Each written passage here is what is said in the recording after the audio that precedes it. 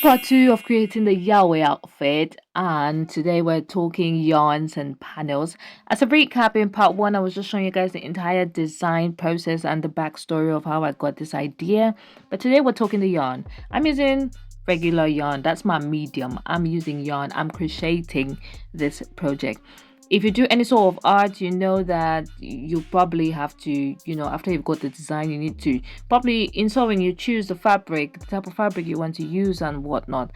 Now, in crochet, you have to choose the perfect stitch to do the project, which is why I started off this entire thing by struggling to find the center pull. If you're a crocheter, you know how difficult it is. I just pulled it out the first time and the entire thing came off. I don't know what was happening, but my thought process was that, oh, okay. At that time when I was doing this, the hexagon cardigan was like, trending. I was like, okay, I'm going to do like the hexagon cardigan type of thing, And then I realized that the hexagon cardigan, it's a yarn eater, and I could not afford a yarn eater. So I changed the stitch. I decided to go for like a meshy looking stitch, and I even fought social anxiety by crocheting in the bus, crocheting in the park, just to get this project done. So I'm just doing all the panels here. And side note, surround yourself with people who know how to, handle cameras and record properly. Don't come from me. I'm just saying. So I just went ahead to do like the panels the way I do when I'm crocheting sweaters.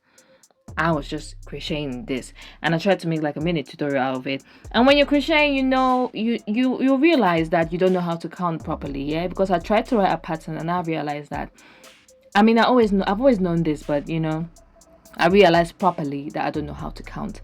And this is just me trying to be stingy with the yarn and not let any yarn go to waste. I'm trying to, get every inch of that yarn in before I'm going on to the next strand.